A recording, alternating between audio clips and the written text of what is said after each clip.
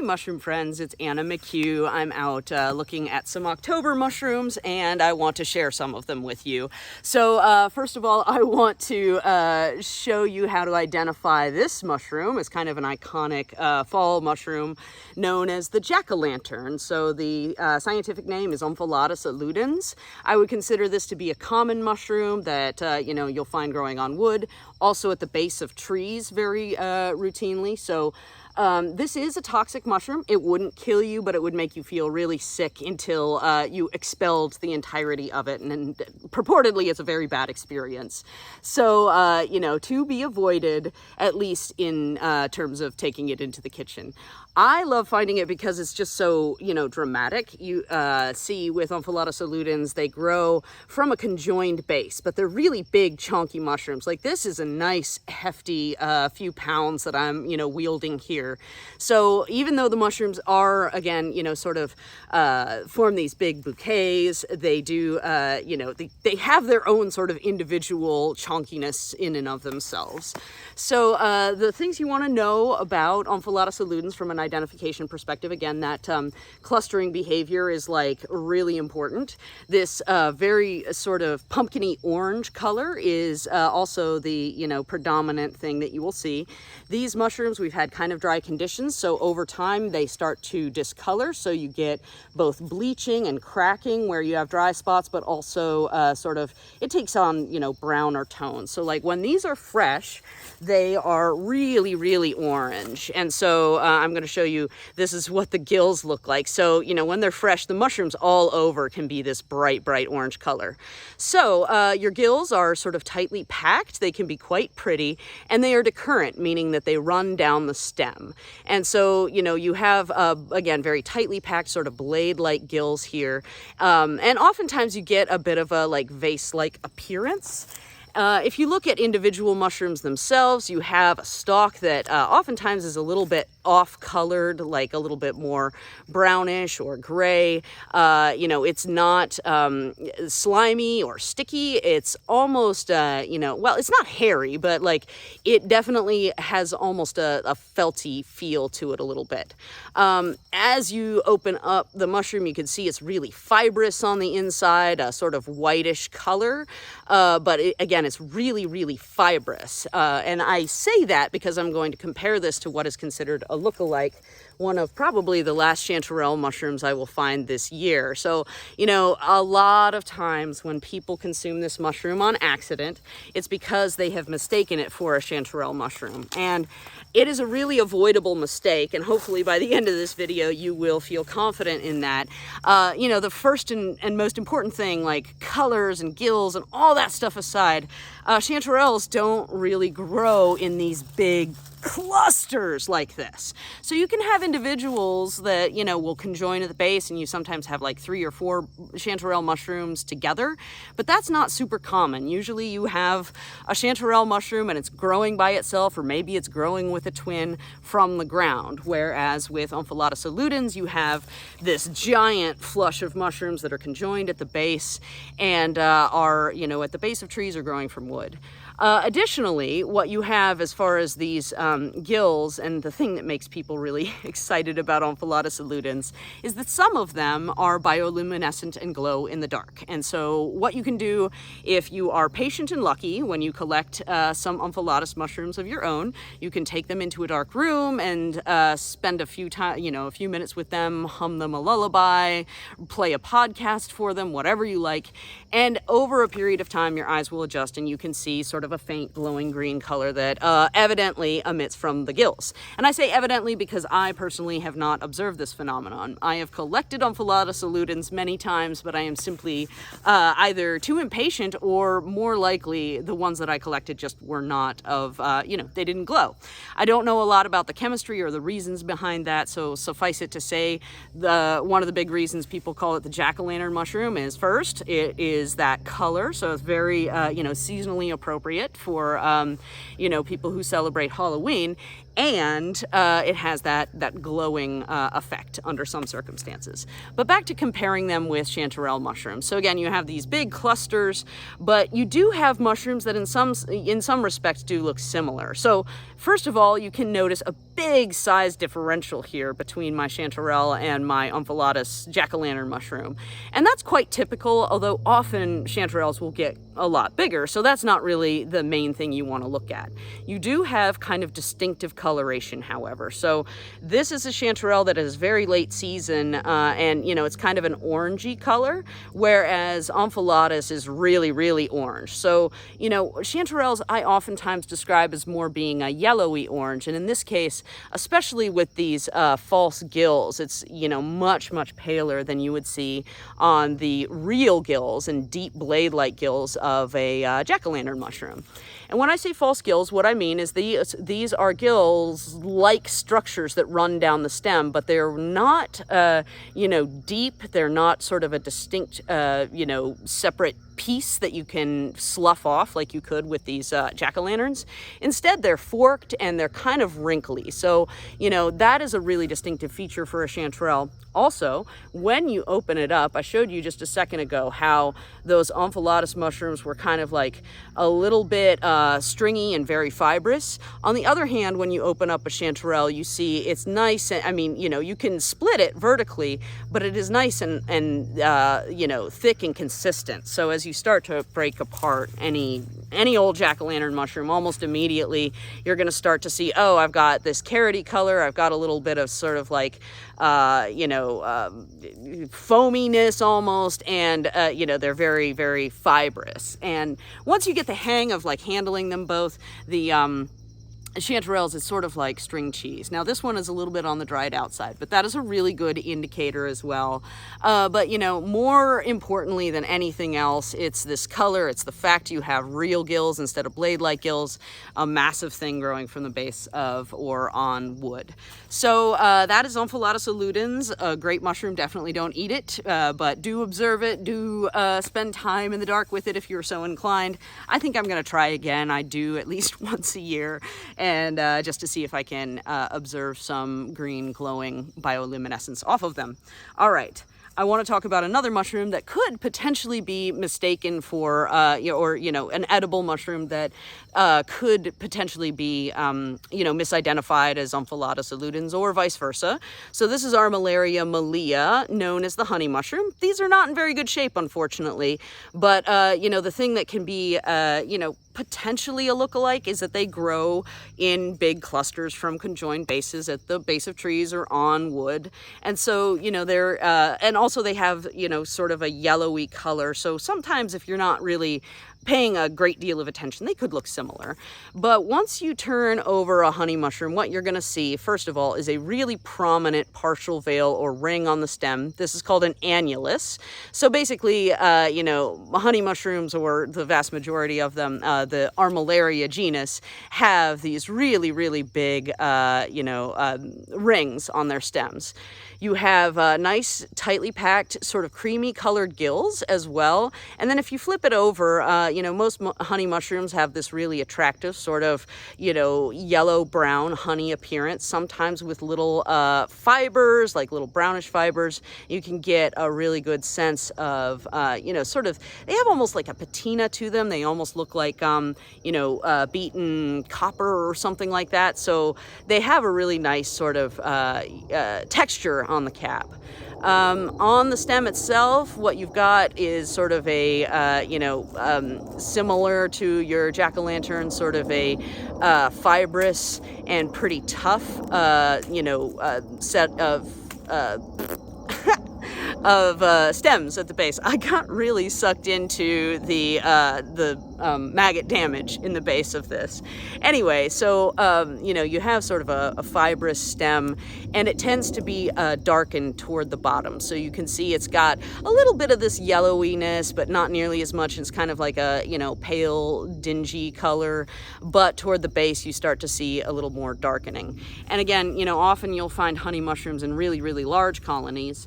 I would consider these to be a semi-popular edible. So, you know, they are, they can can be problematic for some people. So I always am like, if you're gonna go and eat honey mushrooms, do your own research. I don't have a strong recommendation because I'd hate for anybody to feel badly in the tummy or any other part of their body on account of my advice. That said, I will talk about one of my absolute favorite edible mushrooms. This is a hedgehog mushroom in the Hiddenum genus. I have a number of them with me. This is Hydnum's subgenus, Alba. And so, you have a lot of different Hydnum mushrooms, and, they're all edible. They all have this really nice sort of toothy layer underneath. It can fall off, become very easy to fluff off as time goes on. And these are kind of, they're a little old, so they're a little long in the tooth. But Hydnum mushrooms in subgenus Alba tend to be, sort of really white or pale in color. And these have a really common feature that you'll see with Hydnum, you'll see with Cantharellus, so Chanterelle mushrooms, is an orange staining reaction. So these were very, very pale when I gathered them not all that long ago, like that color right there. So sort of a like vanilla ice cream color. But as they have sat around for the last 45 minutes or so, they start to pick up these orangey tones. But Hiddenum is really delicious. You want to clean them thoroughly. In this case, I have a feeling these are going to stay in the woods because I think the bugs have been at them a little bit. But that said, I really love the flavor of, Hiddenum mushrooms. They cook up very well, and that's good for me because I'm not terribly good at cooking. And so something that has sort of a consistent,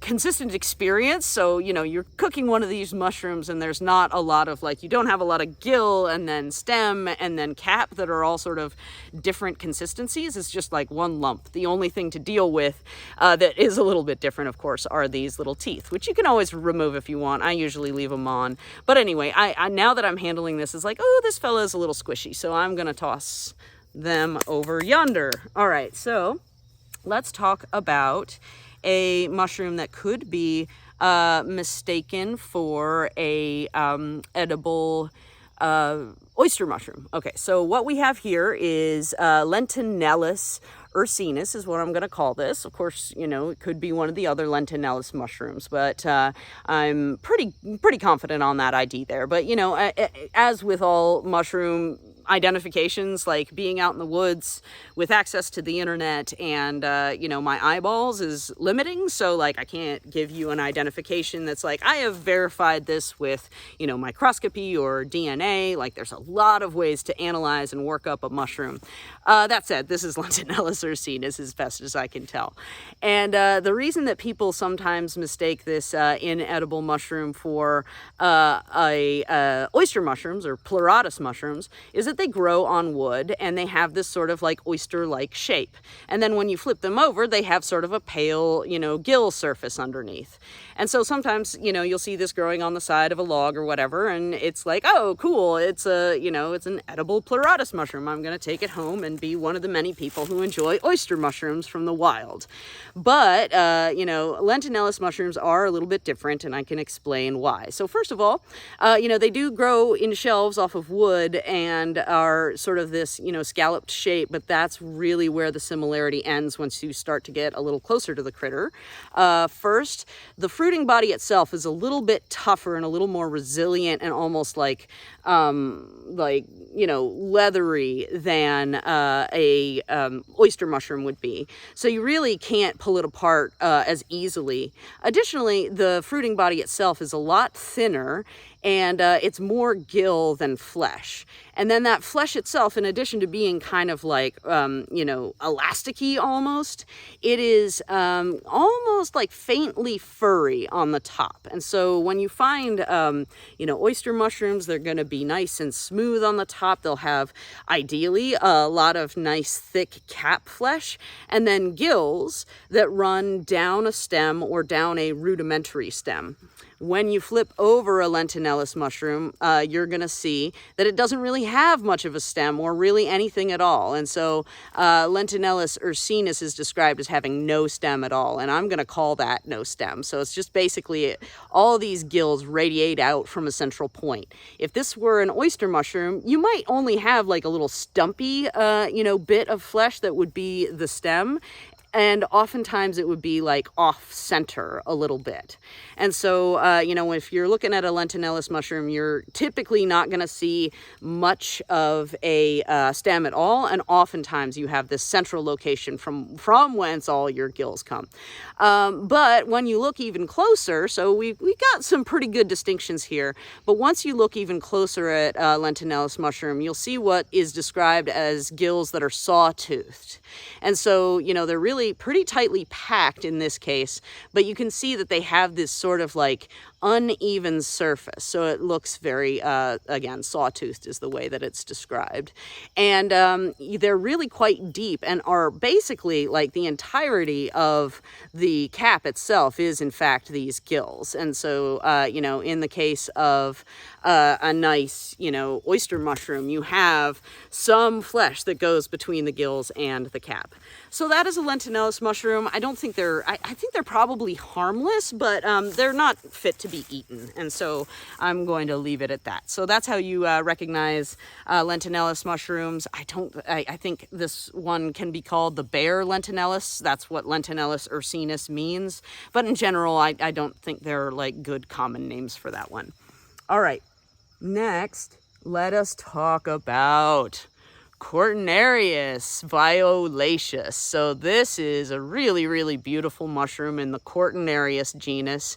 It is sort of a dark purpley, violet color, and it's almost hairy on top. Like it's nice and felty. And a lot of Cortinarius mushrooms and Cortinarius adjacent mushrooms, I'll talk about that in a second, are, slimy or viscid on top. So, you have a lot of sort of snotty mushrooms. But in the case of Cortinarius violaceus, it is, matte and almost a little bit like you'll get little hairs and fibers that pop up here that are a dark color. As far as the underside of the mushroom itself, you can see it's got, let's see if I can do a little bit better on the light here. Actually, what I'm going to do instead is I'm just going to pop this one off. And I'm just gonna pop it right off. And you can see it's got these nice, really, really dark purple gills. So that's a wonderful feature about them. If you open them up, you can get an even better view of like, it's almost black purpley colored. And as with other mushrooms in this genus, the spores are sort of a rusty brown color. And so as they mature, you have, a purple mushroom, but you start to see, darker and darker and brownish coloration and powder start to accumulate around that.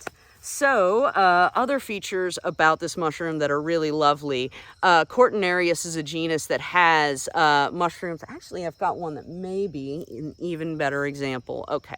Oh, yeah, it is. Okay, so Cortinarius, let me just get into it. So Cortinarius taxonomy is going through a transition. There are about 2,000 species that will remain in the genus Cortinarius, and then there are 9 other new genera that have been created to accommodate a lot of other species. The work is not done. I am certainly, beyond my ken to sort of grasp a lot of it.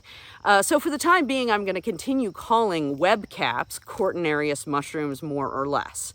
And why they are called web caps, that's sort of the, generic common name for the entire group. And again, I'm talking about 2,000 plus species. It's a lot of different Cortinarius mushrooms in this world. But the thing that makes them really neat and really special is that they have what's called a cortina, and I'm showing it right here. So it's basically like a little webby diaphanous layer in some cases, and this one is a little bit on the sort of pale whitish color, but you can see it basically creates this, sort of seasonally appropriate, Halloweeny, web between the margin of the cap and the stem. And you can see here, this is what, a court will eventually do, is oftentimes that cortina will, slough off, and it will leave sort of a webby ring on the stem, or some sort of, webby remnant on the stem someplace. So a cortina, hence Cortinarius, there are, again, a lot of them. Some of them are highly toxic. A lot of them are edible. I don't really bother because I'm more into taking pictures, and I collect a few edibles that I really like. And Cortinarius it isn't one of them. But back to Cortinarius violaceus, one of the things I really love about this specimen is that you can see that cortina. It's really hard to see, but it's sort of like, you can see a little bit of this very sort of rusty colored material that's still clinging to the rim of this nice thick purplish cap. Other things that you'll notice about Cortinarius violaceus, first of all, they have this sort of club shape. So if you pick them in their entirety, you'll oftentimes see this sort of enlarged and swollen base, sometimes with mycelium clinging to it. So it's, similar color to the mushroom itself, very purpley. And again, the main thing that makes this really quite different from a lot of quartz is that it isn't, slimy or sticky. It's just this sort of, nice matte and purple colored thing. So big fan. It is listed as edible. I've never eaten it. All right, let's talk about false death caps. So this is Amanita lavengela group. This is a mushroom that I find a whole lot as soon as the fall and the winter starts to come on. And it's called the false death cap because it bears a good resemblance to Amanita phalloides, which is the death cap mushroom. Very, very toxic and can, shut down your liver and do all kinds of awful things. I don't find Amanita phalloides very frequently, but I find a stinking load of Amanita lavengela group.